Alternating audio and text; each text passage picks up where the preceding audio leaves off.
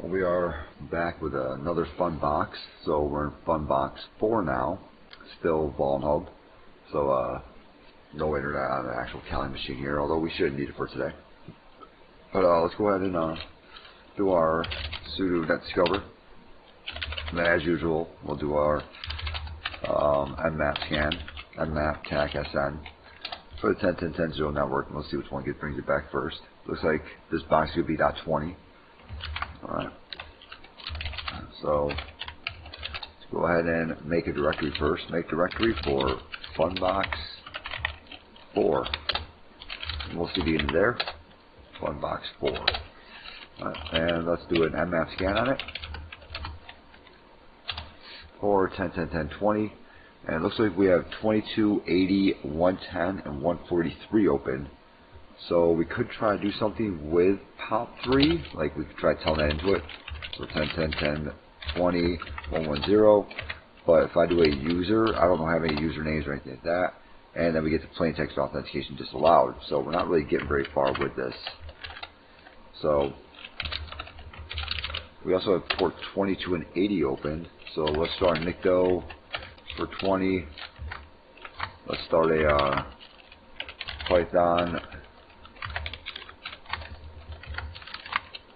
Python, geez, there we go. Python 3 dir search with 20. Alright. And we'll use big.text. And the problem here is that we're not really going to find anything. Alright. Let me see if I can find something else that we can use. Python 3 dir search.py. We're not going to find anything at all. And there is a reason for that. Because both Nikto and Python are both looking for lowercase things. Whoops. Let me go and restore my terminals. Why can't I restore them? That's weird. That's okay. Nikto and Python are both looking for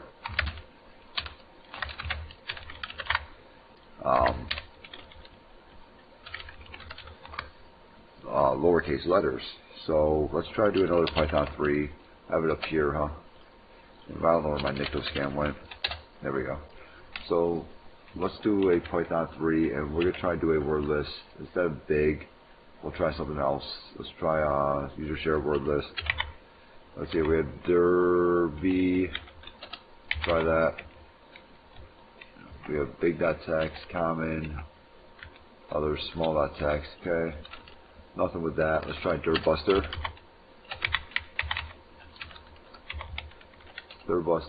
And we have directory list, lowercase. I wonder, is there an uppercase one? Try this medium. We'll try that one like right there. But yeah, we won't really get much from these guys like right here. Let's try an nmap scan on it.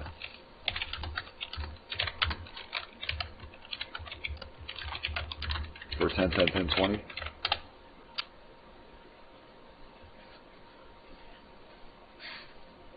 And we'll see if we get anything with that, like right there. And this guy also does not show us anything really. So this dirbuster search is going to go through, this Python search, they're going to go through, and we're not going to find too much in them. But we can't get anywhere without being authenticated within POP3 or IMAP. So now we have to start thinking. There is a hint on this box where you go to download it. And it does say that Nikto scans like search lowercase. I think it says some of that. So that hint kind of gives us like an idea that, you know, nmap, that's also for to search for lowercase. Some of that. So all these guys are searching for lowercase. What if it's uppercase? So what if we go to 10.10.10.20, right? Robots.txt, all uppercase. And we sure enough we get disallow upload, but that's a directory. So we know it's going to be 10.10.10.20 upload something, right? Or somewhere, something's happening there. So I was trying to figure this guy out, and then I realized we could scroll down. Scroll all the way down to the bottom, and we have this also. So let's go ahead and go here.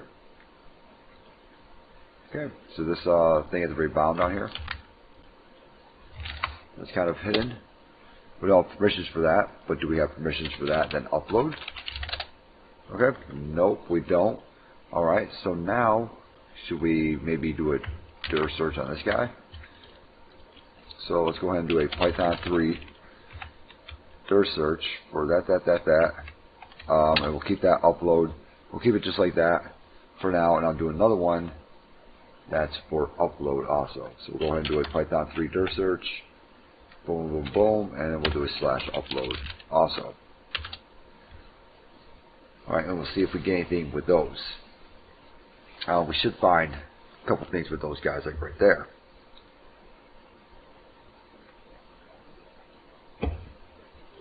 So at this point, we're kind of done with these two up here now. So we can exit out of these two. Exit out of there, exit out of there. These guys are just going through and see if there's anything else inside of here. This guy, like right here. So I just see that upload, and I knew that was a directory. I started trying to, trying different things like upload login, upload admin, upload.php, and things like that. I'm not really getting anywhere with it. So let's try to go back to that robot, see if we can get more hints from it. Upload. I wonder if maybe we do an upload. And then this down here. Something like that. Nothing. Maybe from here, upload.php. We're not really finding anything on here. Alright, so we're going to let these Python 3 dir searches do their thing. See if they can find anything. And see if we can use something like that. Maybe that upload is just there just to mess it up. Maybe it's just this guy right here. /upload.php. It is. Okay, cool. /upload.php. Alright, awesome. So that upload is kind of there just to mess us up. However, it may come in handy later. Maybe that's somewhere where we actually upload the file to. Because it might be upload /something. Okay, so because once we upload this file, it does have to go somewhere. So let's go ahead and browse for a file. Alright, actually, let me go ahead and move a reverse shell over. So let me copy from my pen test monkey PHP reverse shell to right here. So go ahead and nano that PHP reverse shell. My IP address, I'll check that real quick. I have config, and I'm 10.10.10.15. So go ahead and scroll down here, and we'll go to change my IP address to 10.10.10.15.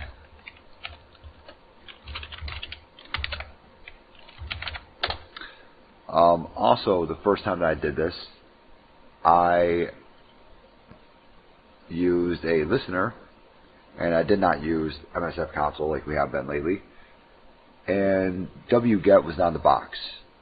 Did you need wget? No, you didn't. As long as you did enough enumeration, you did not need it. But you really had to know what to look for. So we're going to go ahead and run MSF console, and we'll use that exploit multi-handler. And there's our upload PHP, and there's our upload /. So we do know that there is this long thing right here, /upload/. So maybe that's like where our file is going to go afterwards. Go ahead and use exploit multi-handler. We'll show options in here. Set our L host. Alright, and we'll go ahead and run that. So we now have our PHP reverse shell, right? We have our multi-handler up and running just like regular listener. And let's go ahead and browse and let's upload this guy. So we're in FunBox4, PHP reverse shell, cool. And let's go ahead and upload him. So it says that has been uploaded, so it doesn't look like there's any type of file restriction. Now it's just getting to that file. So I'm thinking it's this guy right here, right? Because we had him upload, right? Then I'm wondering if it's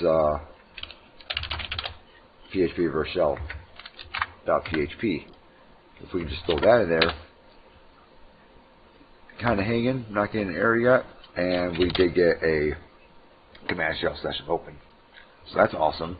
And I'm wondering where this command shell. Okay, cool. We're in FunBox4. I'll show you why that's going to make sense here in a second. So let's go ahead and copy over Linux exploit suggester, and we'll also copy over a linpiece. So we'll do privilege escalation also script, linpiece.sh. And I'll show you why we're copying over this Linux exploit suggester, which you can get off of GitHub pretty easily, very easily. You get that off of GitHub. Alright, and let's go ahead and see an ID. We are www.data. Alright, let's background that session and upgrade this to interpreter session. So we'll do a search for shell to interpreter. Okay, we'll use 0, set that session to 1, and we'll go ahead and run that. And we should get an interpreter session here. We can go ahead and stop this. We can exit out of there. We can exit out here. And we can exit out here down here for now. Alright, go ahead and clear all this out. So we have our shell to interpreter session, right? Let's do our sessions tag guy and see that we do have a interpreter session up and running now on FunBox4. So let's go ahead and get into sessions 2. And let's start to upload things. So let's go ahead and cd into temp. So pwd shows up in temp now, right? And let's go ahead and upload linpiece. And we'll also upload Linux exploit suggester. Okay. So we uploaded both of those into there. Like I said, the box does not have wget on it, so that did start to cause problems. So I just have to make a reverse shell like this. You don't need it as long as you know what you're looking for. Let me see here. Let me see if I can do a uname. Nope. Okay, not in here. Drop into a shell and do uname tech A. This is actually what we're looking for right here. There's all this information inside of here. Okay, because we are going to be doing a kernel exploit today. So let's type in which Python. Do we have that? Cool, we do. Let's go ahead and grab a let's go ahead and cat our scripts and do a Python or full shell. Grab our Python full shell. There we go. Alright, this looks a little bit nicer now. I get out here, clear that. Oh, maybe not. Alright, and we'll do an ls-la. We're on a temp folder. You can see that we have les.sh and limpiece.sh, right? So you can also see that I have quite a few things in here already. We're going to remove some of these. That decker.c, or remove tech-rf, chocobo. These are all the ones that I tried before. Chocobo root, and that should be about it. And we'll go ahead and remove this one also. That's CVE, like right there. Alright, cool. So we moved all those guys. Alright, now what we can do is we can go ahead and we did our uname, so let's go ahead and run linpiece. /linpiece. And immediately we see that the Linux version is exploitable right there. We immediately see this, that hey, you got something wrong with your Linux version. Alright, there and there. There's something wrong with your Linux version. They're telling us this, like hey, there's 100% something wrong with that. So we know that immediately. So now it's just starting to look at everything else. We do have a MySQL server running here also. That might help us out with privilege escalation. But we see that and we know, okay, cool, let's go ahead and start to look at that. But we can do a uname tech A, excuse me. We can start to look up different exploits, things like that. We can use searchpoint and everything, which we are going to be using. But is there another way we can do this? We can do /Linux exploit suggester.sh and run that. Alright, and we see that we have these different exploits that were just looked at. See if they can be ran or not. Alright, so we do have Dirty Cow 2. Looks like it's saying that it might be able to be ran. Okay. We have eBPF verifier. Looks like it can be ran. Now I don't like this. Is the only thing I don't like about Dirty Cow, like right here, is that's for Red Hat. Alright, that's one of the only things I don't like about Dirty Cow 2 for that one. So I'm like, I don't know. Okay, Chocobo root. You did see that one in there. You saw that I tried to run that one. Alright, Dirty Cow.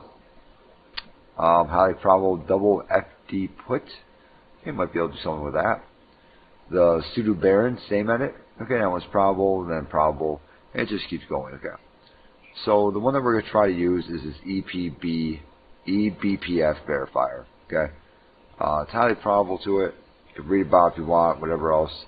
Alright, but it's saying that, hey, this Ubuntu version is probable to that. Okay, cool. So let's go ahead and see what this guy actually is. Right, so what are you? Well, if I look at the website, https://www.exploitdb.com, download 45010, ExploitDB is also who makes Searchploit. So if I go to search, that's where the Searchploit comes from. if I go to search exploit and I type in 45010, only one thing's come back, and I have my local privilege escalation. Alright, cool. And that's 45010.c. So let me go ahead and bring that down to myself. Search exploit, TACM, 45010.c. Alright. Now, if I look in here, there it is. But now I need to decompile that, right? So this box also, if I type in GCC, doesn't exist. Okay, it's not currently installed, so we're not going to be decompiling it on there. Right, that's one of the tricks in OSCP. One of the things I've heard of a lot. I haven't taken OSCP. This is one of the ones I've heard of a lot. Is type in GCC. If you can decompile something, it's most likely going to be a Linux exploit, like a kernel exploit. All right. So if you can't decompile something, they're not expecting to do a kernel exploit. But we can decompile it over here and upload it over there. So what we can do is we can do a cat on 45010.c. We can start to see what do we have to do, like what do we have to name this guy, things like that. Okay. If you're good with C language, you can go ahead and read all this. I am not. I don't know. Okay, this guy's doing something. I know that much. All right. So 100% script key, like right there. But what I do know is that I need to name it CVE 2017 61195.c. Okay. I do know that much because we are going to decompile it like that. We're probably going to run it like that also. Alright, so you do want to look into it, see what you're supposed to name it, things like that. So let's go ahead and do a GCC, or excuse me, a move on 45, whatever, to CVE. Okay.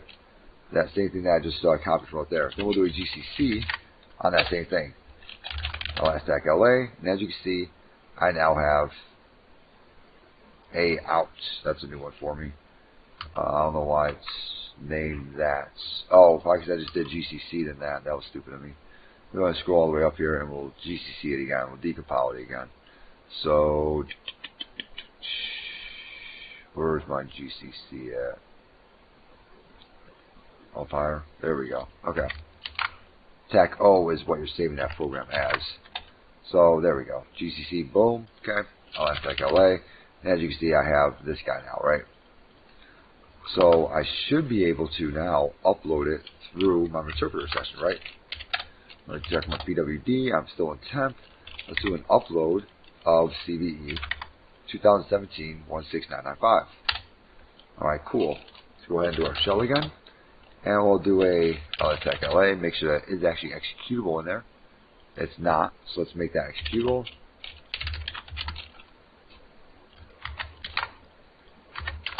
There we go. And from here, what we'll go ahead and do is we'll go and run it. // and let me do my which Python first. Let me count my scripts just so we can see if anything changes without having to just wonder did something happen. Okay, so now let's go ahead and run it. // CVE 2017 16995. And it looks like we are now root.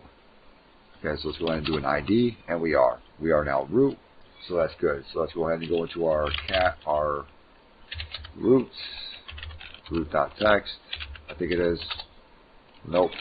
CD into root, cat flag.txt. And there we go. Okay, so we are root, we did it, awesome. So we used a kernel exploit to do that, which I always like kernel exploits. I think they're pretty cool to do, and you don't see them very often. So let's do a -QL, TAC U, root, TAC P, just to see. We'll try no password, okay? -QL, TAC U, root.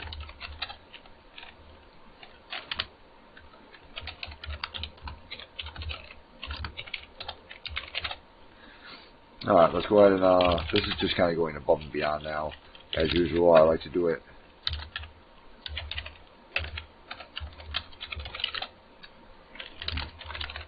See if we can find any big files in here, if they have anything like that. There's our robots.txt right there. There's all this crazy stuff in there.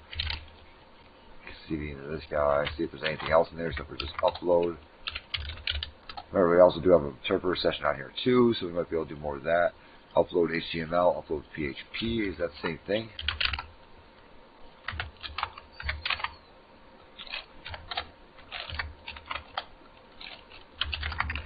There we go.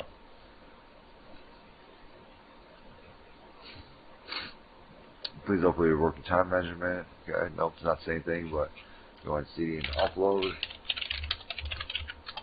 It's just my PHP reverse shell. Okay, so not really getting anywhere with that. CD into user, I guess. Or I never actually checked home, did I? We do have an Anna and a Thomas. Thomas executable? What? CD and Thomas. That's really weird. PSPY64. Now I'm just intrigued.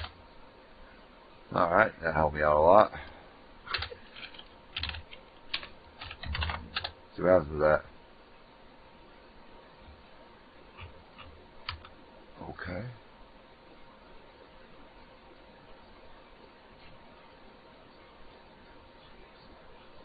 Oh man. You got remnants on this box from something.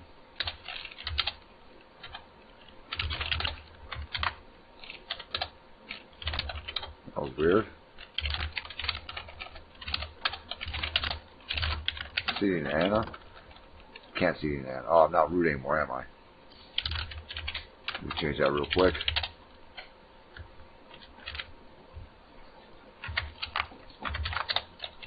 Now I'm root. Now can't tell me I can't do that. Oh, there's Mal. That might actually help out a lot. CV into IMAP. That's that. Now we're just going above and beyond, just looking at other stuff. There's our inbox.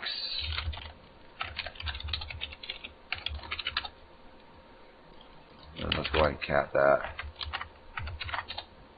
Nothing. Alright. I was hoping I'd be able to get something out there.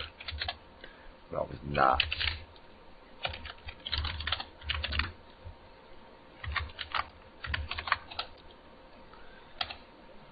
I don't know what that is. But I'm going to go with it. Maybe it doesn't mean anything. Alright. Well, that's how to get some root in that box. Continuing just to beat it up isn't really doing much for us. So we'll leave it at that. Hope you guys learned something. I know I did. And I haven't used the exploit suggester in a pretty long time. I think the last time I used it was actually in DCPPT, where I didn't actually really even need it. I just kind of used it just because I ran out of everything else to do. I had no idea what else to even do. So I used it there. But yeah, I have not used that in a very long time. So using that again and seeing that lint piece and everything, and that kernel exploit pop up, and then being like, ooh, I can use Linux exploit suggester, you know, that kind of was like awesome. You know, I'm glad I remember that stuff. So hopefully FunBox4 is good for you guys. Hopefully you liked it. I know I liked it a lot. Learned a lot from it. And yeah, I definitely thought it was going to be some type of IMAP hacking, you know, where you have to send to, you know, read, RETN, and stuff like that. So I was definitely looking up, you know, POP3 and IMAP commands and stuff, and then realizing I'm not even authenticated. I have no username, nothing. So realized real quick that was not the way. And then read the hint on the box and for the download area, and it was like, oh, you have to, you know, look at the casing of it. I was like, oh, okay. So that was pretty cool. Hope you guys learned something like I did. Now you know that robots.txt all capitals does affect things, and that can actually stop you from getting a shell, or actually can stop you from seeing that robots.txt. Yeah, if you have anything, leave in the comments. Got any questions, leave in the comments, and have a good one.